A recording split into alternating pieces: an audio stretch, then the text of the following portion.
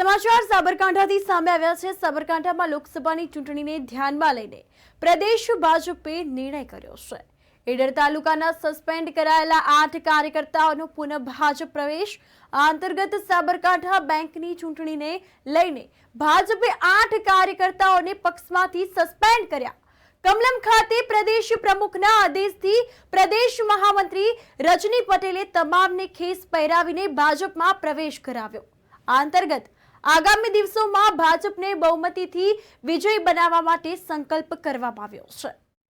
મહત્વના સમાચાર સામે આવી રહ્યા છે ઈડરથી। તો અંતર્ગત રજની પટેલે તમામને ખેસ પહેરાવીને ભાજપમાં પ્રવેશ કરાવ્યો છે।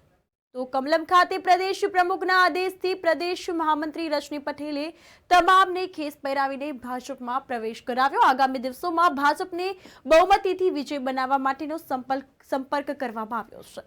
તો આ સાથે લોકસભાની ચૂંટણી હવે નજીકમાં છે। લોકસભા ચૂંટણી 2024 ને હવે ગણતરીના મહિનાઓ જ બાકી રહ્યા છે।